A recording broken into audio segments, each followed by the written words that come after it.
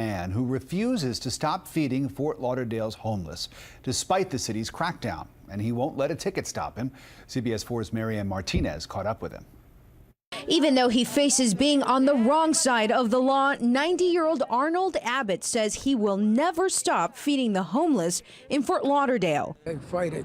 As long as there's breath in my body, I will fight it. Abbott has been feeding the homeless for years as part of his small charity, Love Thy Neighbor. But a few days ago, the city of Fort Lauderdale passed a law banning the feeding of the homeless in certain outdoor public spaces. Abbott was cited today for breaking the law. I expected to be arrested tonight because I figured that they would have to have a power pitch showing that the city is more powerful than a frail old man.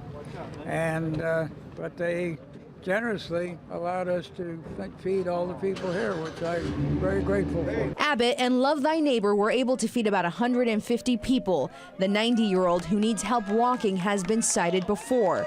Sunday, he and another member of Sanctuary Church in Fort Lauderdale were cited.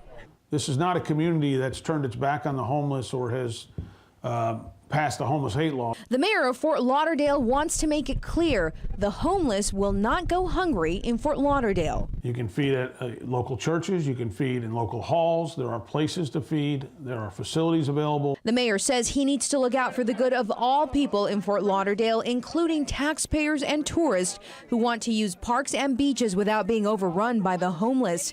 But it won't stop Abbott and his group from engaging in civil disobedience. If they keep trying to stop me, I will take them to court. Now, just to be clear, no one is being arrested. Some people have been cited for violating the Feeding the Homeless ordinance. They must appear in court and pay a fine or serve some jail time. In Fort Lauderdale, Marianne Martinez, CBS 4 News Tonight.